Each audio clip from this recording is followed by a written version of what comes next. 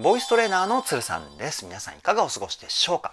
今回の動画はですね、iSSUザ・フラッシュガールオフィシャルミュージックビデオ、こちらを見て歌声分析をしていきたいと思います。つるさんのラポネボーカルルーム。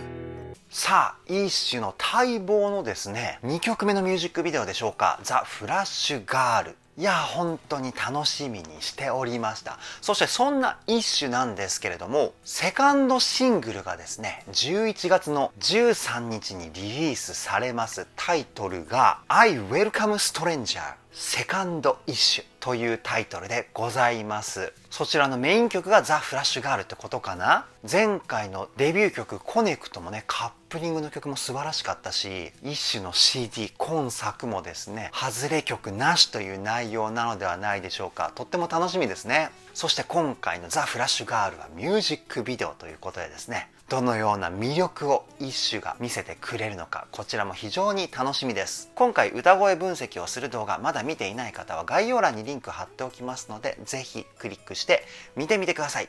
つるさんのラポネボーカルルーム、こちらのチャンネルは私つるさんが大好きなiSSUを筆頭にラポネ所属アーティストと現在つるさんが気になっているアーティストの魅力をボイストレーナー目線で伝えるリアクション動画と歌声分析動画をメインで公開しているチャンネルです。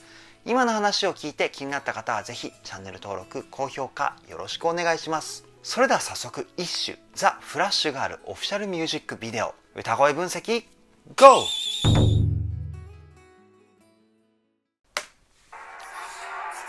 うい、いやークールですね。なんかいいねリンさん。かっこいい。いやー一回止めます。めちゃくちゃかっこいいですよね。女性が憧れるガールズグループ、それがiSSUなんじゃないでしょうか。ほんとかっこいい。ちょっと戻して聞いていきましょ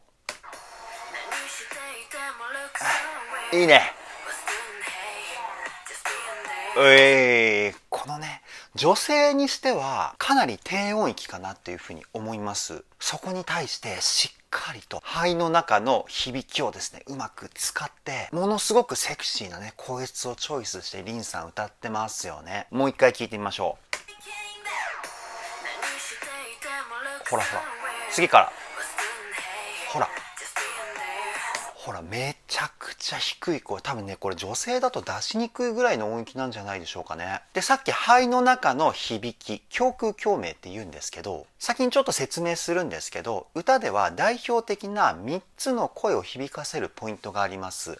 肺の中の胸腔共鳴、口の中の口腔共鳴、そして鼻の中の鼻腔共鳴。この3つがですね、代表的な声を響かせるポイントで、この3つの響きをどういう風にブレンドするかによって声質っていうのが決まってくるんですけど、今のリンさんのフレーズはですね、肺の中の胸腔共鳴を中心にして、そこにですね、ウィスパーボイスという声に息の音を混ぜるテクニックを使う、こんな感じの声質になっております。次いきますよ。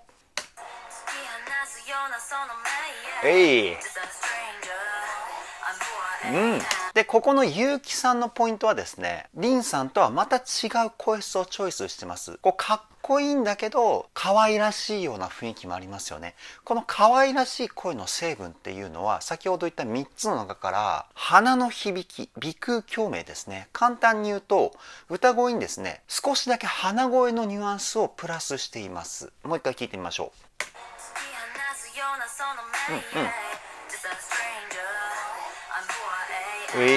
よく聞くとなーみたいな感じのちょっとだけなんですけど、鼻声のニュアンスがプラスされてます。声の出し方としては普通ね、歌を歌うと口からこう声が出てるみたいなイメージを持って歌うと思うんですけど、この口から出てる声の量の割合はその人によっていろいろね分かれるんですけど、今のゆうきさんの場合はですね、口 50%、鼻 50% みたいな感じの割合で歌を歌っていると思います。次いきますよ。リノさんいいね。すごく安定してますよね、リノさんの声で。今前半が地声、後半が裏声みたいな感じの声質だったと思うんですけれども、全体的にですねミックスボイスと言われる声を使っています。地声とですね裏声をこう半分ずつ混ぜたような感じの声質の声なんですけど、で一般的にミックスボイスっていうのは高い音域で使う方っていうのがものすごく多いんですけど、中にはですね中音域ぐらいからミックスボイスを使って高い音域までこうふわっと聞かせるみたいな表現方法を使うボーカリストもいます。今回のリノさんのここのポイントはですね、そのタイプの歌い方をしています。もう一回聞いてみましょう。かわいい。で裏声のところはですね地声の成分をなくしてるみたいな感じですね。なので地声に聞こえるところは裏声と地声がこう半分ずつ来て、裏声になっているところは地声の成分だけポンとこうカットしてあげるみたいな、そんな感じのですね超高等技術を使っています。次いきますよ。ナノさん、いいね。ナノさんはですね、僕同郷なんですけど、同じ新潟出身なんですけどね。そういうのもあってね、ちょっと思い入れがありますね。で、すごく声質がですね、こうキラキラした成分がありますよね。この成分もですね、鼻、鼻腔共鳴の響きなんですよ。で、鼻声のニュアンスがですね、よく聞いてもわからないぐらいの鼻の使い方をしています。もう一回聞いてみましょう。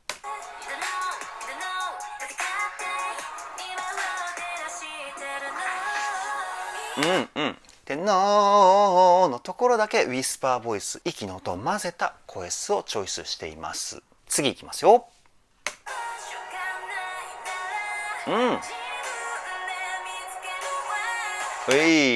さらっとね聞き流してしまいそうな雰囲気なんですけれども、ところどころにエッジボイスが入っていたり、滑らかな地声と裏声の切り替えがあったり、高等テクニックがねまた出てきてます。もう一回聞いてみましょう。ほら超綺麗な声ですね。エッジボイスの場所はですね、前半の中間ぐらいにね一箇所だけこうって音が入ってきてるんですよ。ここよく聞かないとわからないと思うので、気になった方はですね、ぜひ音源を聞いてこの部分チェックしてみてください。次いきますよ。かっこいいね。で、この部分力強い声質になってますよね。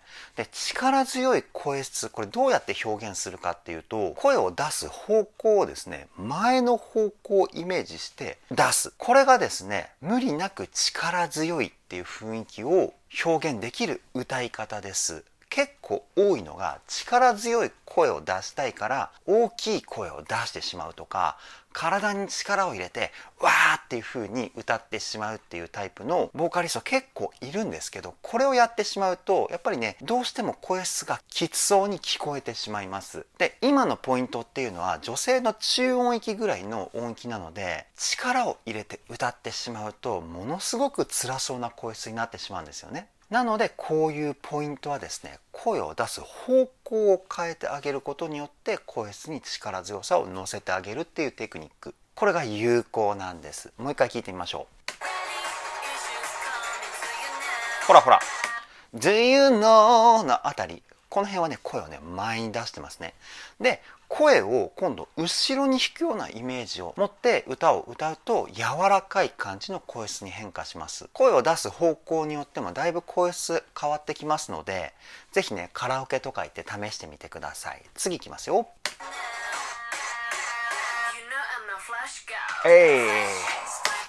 一回ねちょっと短いですけど止めますね。今ねリンさんのラップって言ったらいいんでしょうかね、すごくこう日常的に話す声の使い方を大事にした発声方法かなというふうに思います。なのですごくこう聞いていて愛着が湧いてくるというか、自然に耳にスッと入ってくる声質っていうかね、素晴らしい声ですよね。もう一回聞いてみましょう。ほらほらほらほら、すごくいい声ですよね。これどうやって声を出してるかっていうと、鼻の響きを使わないんですね。鼻の響きを使ってしまうとどうしても声質がこうキラキラしちゃうっていうか、もう艶っぽい感じになってしまうんです。なのであえて鼻の声を使わずに口と肺の中、この2つを中心にして声を作ってあげる。こういうことですね。じゃあサビいきますよ。あららら、可愛いですね。やっぱりいいですよね、ナノさんの声ね。すごく可愛らしいし、ナノさんのね、笑顔がとても素敵ですよね。もう一回聞いてみましょう。ちょっと歌声分析じゃなくなっちゃったけど。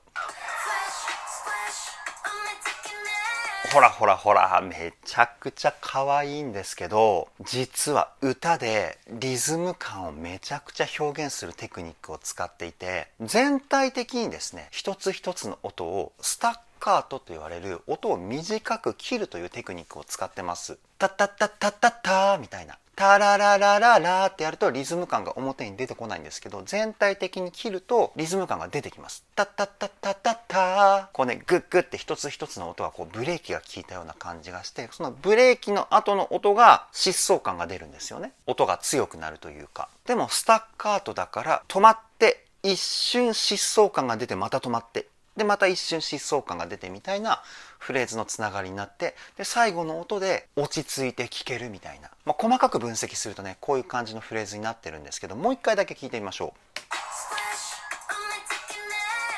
う。ほらほらほら、タッタッタッタッター、最後の音でこう落ち着いて聴けるみたいな雰囲気ありますよね。で今回のザ・フラッシュガールみたいなリズムがこうガツガツ効いてる曲っていうのは、このスタッカートっていうテクニックはものすごく有効です。かっこよく歌うためにね。なのでぜひこちらも興味ある方はカラオケで試してみてください。次いきますよ。いいね。あららららら。いやー可愛いですね。もうほんとね、もう可愛いですねっていう感想しかね出てこなくなってくるんですけど、今のポイントもですね、全体的にスタッカートを使って歌ってるというポイントですね。ほらここのリノさんの顔とかね、めちゃくちゃセクシーですよね。次いきますよ。やっぱりね、英語の発音がねめちゃくちゃ綺麗ですよね。で笑顔も素敵ですよね。で歌では日本語よりも英語の方がですね、実はこれリズムがかっこよく聞こえるんですよね。これはもう日本語と英語のですね、子音の違いっていうところが非常に大きくて、歌でリズムだったりかっこよさを表現するためにはやっぱりね、子音が重要になってくるんです。で英語っていうのは発音をこう極めようとすればするほど、やっぱり子音の使い方っていうのがすごく重要になってくるし、子音を強く出さないと正しい発音には近づいていかないんですよね。なので英語の発音勉強すればするほど歌声ってね、めちゃくちゃかっこよくなるんです。もう一回聞いてみましょう。ほら、いやもうなんか発音も美しいし、リノさんも美しいしみたいなね、ダブルで美しいですよね。そして歌声も美しいしね、最高ですね。次いきますよ。かっこいいね。で急に音域が下がってこうね、若干ダークな感じがするんですけど、このねミステリアスな雰囲気めちゃくちゃかっこいいですね。もう一回聞いてみましょう。ほらめちゃくちゃかっこいい。でおそらくなんですけど、ここのパートはですね、表情を無表情にしてレコーディングしたんじゃないかなっていうふうに思います。声に喜怒哀楽の感情が乗ってないんじゃないかなっていうふうに思うんですよね。で楽曲の雰囲気がミステリアスだから、逆にそういう声の表情が無表情の方がめちゃくちゃこうね合いますよね。ナイスチョイスだと思います。次いきますよ。いいね。やっぱりね、僕個人的に思うリンさんの声の良さは、鼻の響きをあまり使わないっていうところだと思うんですよね。で先ほども言ったように、鼻の響きはあまり使わないと歌声っていうのが喋り声に近いような声質になるんですよ。その声を使って歌うことによって、やっぱこうなんか日常会話の身近なこう雰囲気を歌から感じ取ることができるっていうかね、この声をチョイスして歌ってるボーカリストってものすごく少ないので、レアな声質だと思います。もう一回聞いてみましょう。ほらほらほらほら。ラップだからね、特にそういうところが目立つのかもしれないんですけど、本当素晴らしい声だと思います。次いきますよ。このね、なんかニュースみたいなね演出もちょっと面白いですよね。すごくねクールな感じなのに、ところどころにそういう音楽とはねちょっと関係のないようなねシーンがこう出てくるっていうの見応えありますよね。次いきますよ。やっぱナノさんの声はすごく声質が美しいので、声の存在感が大きいというか目立つ声質ですよね。そういうね目立つ声質っていうのを分析すると、ここがすごいとかここがすごいっていう風な2箇所ぐらいね今パッと聞いた感じではあるんですけど、まず先ほど言ったスタッカート、このテクニックの使い方がナノさんめちゃくちゃうまいですね。そしてもう一つがですね、実はさっき言った3つ以外にも声を響かせるポイントっていうのがあって、それが頭です。頭部共鳴って言われる声の出し方、本当に声を頭までこうね持ち上げていくようなイメージで歌を歌うことを頭部共鳴って言うんですけど、これを使うとですね、声がすごくこう透き通ったような美しい雰囲気が出るんですよ。ナノさんこれ使ってますね。もう一回聞いてみましょう。で頭部共鳴も2種類あって、前方向を響かせるヘッドボイスっていう声と、後頭部を響かせるスーパーヘッドボイスって、このね2パターンがあるんですけど、ナノさんはですね前の方向を響かせるヘッドボイスかな、今回ノリのいい感じで力強い雰囲気が必要なのでそれを使ってるのかもしれないんですけど、いや声のバリエーションもすごいですよ。次いきますよ。いいね。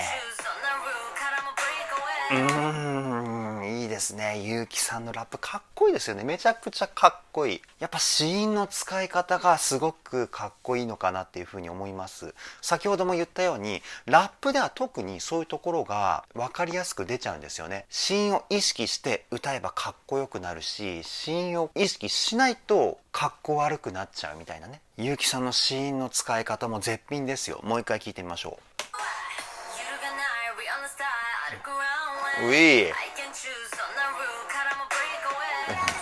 かっこいいね。でところどころに入ってるやっぱりエッジボイスがすごくセクシーですよね。美白だしねすごく綺麗ですよね。次いきますよ。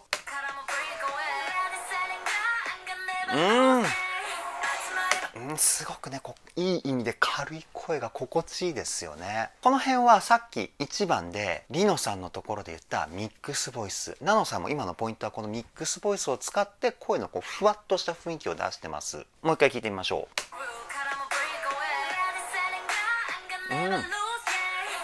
超かわいい超かわいい声で、ミックスボイスの中でも鼻声のニュアンスをですねここでは強めに出してます。それが声質の可愛らしさにつながっていますね。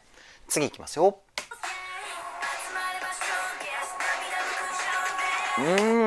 ここはメロラップみたいな感じですよね。タタタタタタタタタタタタみたいなフレーズで、メロラップって結構音域のね幅がワンフレーズの中でも広かったりするんですよ。で広いとどういうふうなことが起こってしまうかというと、高い音と低い音の声質がガラッと変わってしまうっていうケース非常に多いです。これなんでそういうことになるかというと、音域がですね大幅に動いてしまうと声を出す方向も大幅に変わってしまう人が多いんですよ。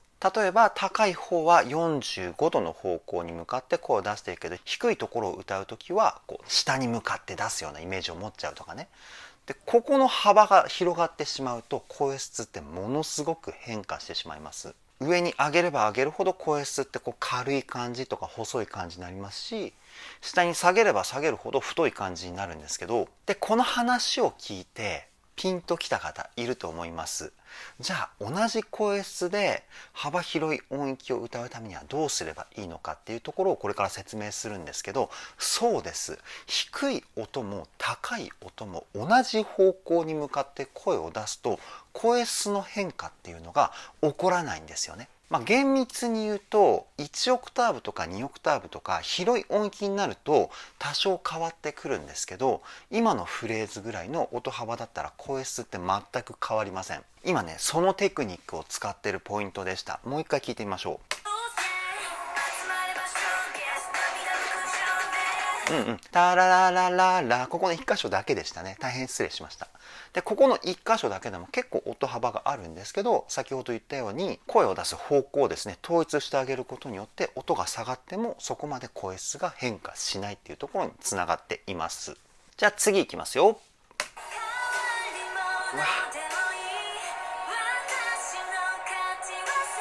うわめちゃくちゃ綺麗な声ですね。この辺の音域はですね、完璧にミックスボイスですね。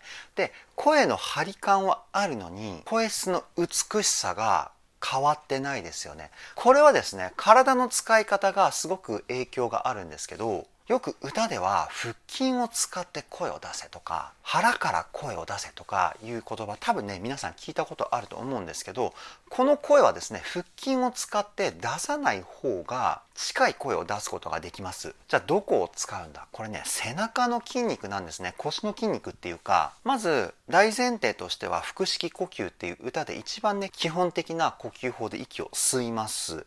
で吸うとお腹周りに力を入れやすい状態が作れるんですけど、その時に背中にですねこうグッとこう力を入れるようなイメージで声を出すと、今のナノさんみたいな綺麗なミックスボイスを出すことができます。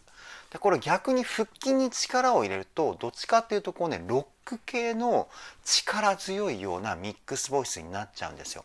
体の使い方でねだいぶ声質って変わってきます。もう一回聞いてみましょう。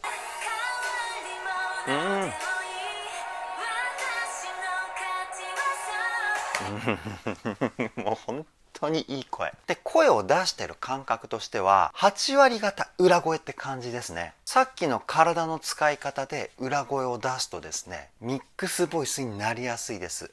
厳密に言うとすごくね繊細な声のコントロールっていうのが必要になってくるんですけど、もし今のナノさんみたいな声出してみたいなっていう方はですね、腰に力を入れて声を出すトレーニングとですね、あとはリップロール、この練習ですね。この練習をするとミックスボイスを出す感覚っていうのが体に自然に入ってくるので、この2つの練習をするとですねだいぶやりやすくなると思いますので、ぜひやってみてください。次いきますよ。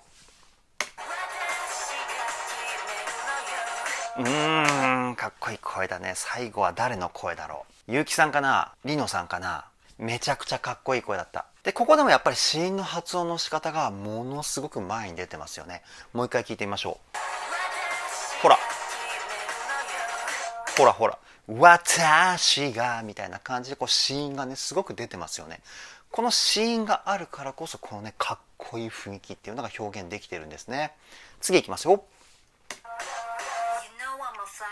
はい、ララララララ、最後の音、今ね僕ちょっと大げさにやりすぎましたけど、最後の音がエッジボイスで締めてるんですよね。めちゃくちゃセクシー。もう一回聞いてみましょう。ほらガー、エッジボイスになってますよね。でこのエッジボイスっていうのはここにある仮声帯っていう部分を使って出してる音です。咳払いの音ですね。これをですね出しながら言葉を発音するみたいな、そういうテクニックかな。ガーみたいな。でこのザラザラした音質をですねキープしながら歌うことをシャウトボイスって言います。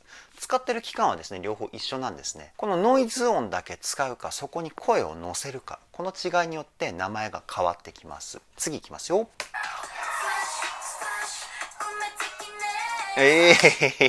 すごく軽快ですよね。でものすごく今気づきましたか皆さん、もうスタッカートがもうこれ以上音切れないんじゃないかっていうぐらい一つ一つの音が短く切られてます。素晴らしいですね。もう一回聞いてみましょう。ほらほらほらほら、ここはリノさんが歌ってんのかな。やっぱうまいですね。今までのねいろんなところで活動してきた経験がねやっぱこういう歌のフレーズに生きてんのかなっていうふうに思います。次いきますよ。ほらかわいいリンさんの声。今のね歌メロのところは若干鼻に声入ってますけど、先ほど言ったこう日常会話で使ってるような声質、やっぱりねここがやっぱ名残があるんですよ。これがめちゃくちゃ可愛いですよね。もう一回聞いてみましょう。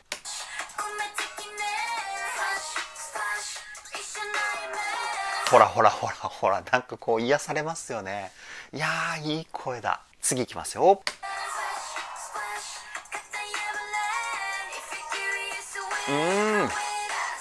いいね。やっぱゆうきさんのこのフレーズの最後をエッジでこうね締めるっていうのは、これはもうゆうきさんのお箱っていうかね得意技なんじゃないかなっていうふうに思います。デビュー曲のねコネクトでもそういうところかなり目立ってましたよね。いや最高ですね。もう一回聞いてみましょう。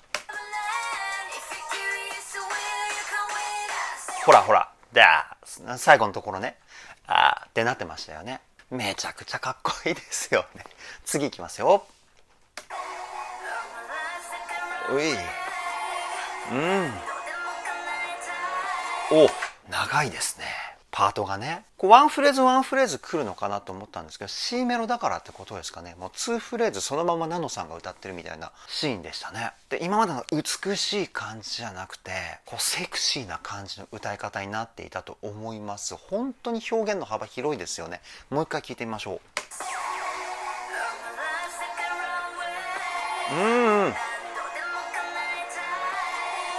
あ前半と後半で若干声の使い方が変わってますね。前半は声の太さというかねこう色気を出すために胸の響きを使ってるんですよ。胸の響きって声質を太く聞かせたりこう大人っぽい雰囲気を出すために使われることがすごく多いんですけど、前半は胸の響きを多少使っていたって感じかな。で後半はいつも通りのナノさんの声質に戻したっていうねこの変化がねすごくね絶妙にかっこいいですね。次いきますよ。ういわいやいやいやいや今のリノさんのポイントすごい低いところから一瞬ですごい高いところまでね音域が上がったっていう感じのフレーズだったと思うんですけど、やっぱりねここで確信しました。リノさんはですね低い音域からもうミックスボイスを使ってるんですね。でミックスボイスの使い手としては2パターンありまして、高い音域が近づいてきたらミックスボイスに切り替えて歌うタイプと、もう最初からミックスボイスで高いところまで歌ってしまう、最初っていうのは低い音から高い音までミックスボイスで歌っているパターン、このね2パターンの方がいるんですけど、リノさんは確実に後者ですね。すごく自然に低い音から高い音までこうスパンっていう風にね切り替わるポイントなく歌っていましたから、いやもう羨ましいですね。もう一回聞いてみましょう。次ほらほらほらほら、しかもこの安定感ねやばいですよね。で声の出し方的にはですねリノさんもナノさんも共通する部分があります。体の使い方は同じですね。腰に力を入れて声を出すタイプのボーカリストなので、先ほどご紹介したトレーニング方法はですねリノさんの歌い方を習得していきたいっていう方にとっても効果的だと思いますので、ぜひ試してみてください。次いきますよ。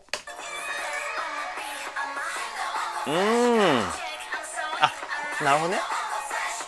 ここはあれか、ワンフレーズずつになるんですね。ゆうきさんのラップが最初あってみんなで歌って、でリンさんが一人でラップを歌って、でまたみんなで歌ってみたいなポイントね。今までのラップのポイントと違ってこうリズムをそこまで表に出していないっていう感じのラップでしたよね。もう一回聞いてみましょう。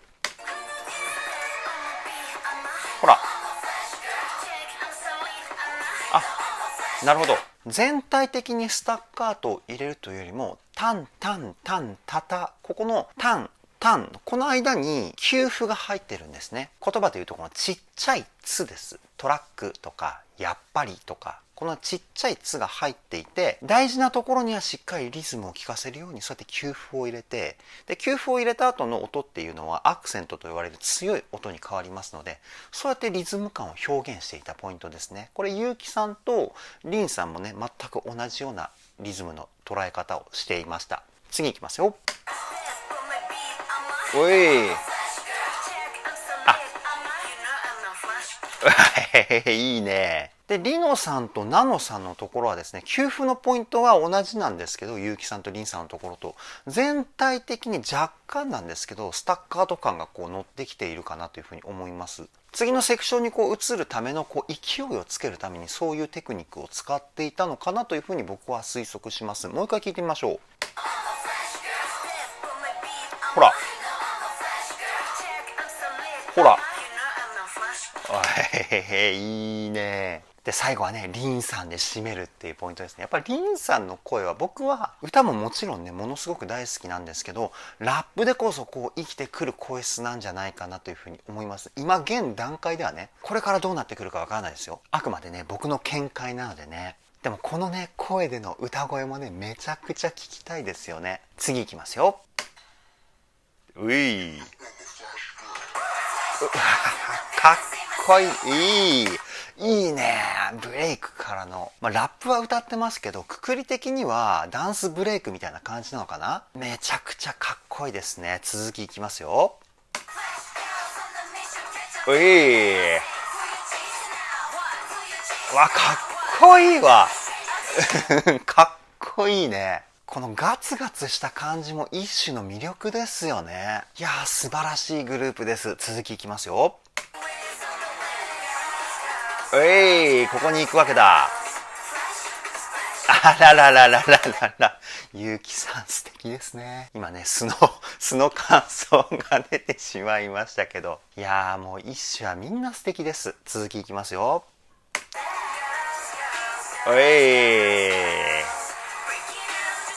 いいね。ここで終わり。一回止めます。一回止めますよ。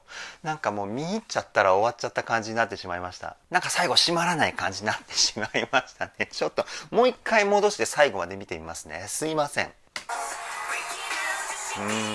こいいかっこいい。フラッシュガール。いやーめちゃくちゃ素敵でしたね。一種ザ・フラッシュガール歌声分析はここで終了です。さあ一種ザ・フラッシュガール歌声分析していったわけですけれども、前回のコネクトもめちゃくちゃかっこよかったんですけど、ものすごくパワーアップしているなっていうふうに思いました。歌の表現力の幅が広がったというかね、そしてなんかパフォーマンスもすごくこう余裕感があって、アーティストとしても一皮も二皮もね向けたんじゃないかなというふうに思います。もっといろんな人に知ってほしいですよね。これからも一種全力で応援していきたいと思います。それでは今回の動画はここで終わりです。動画の内容を気に入ってくださった方はチャンネル登録高評価よろしくお願いします。ではではボイストレーナーのつるさんでした。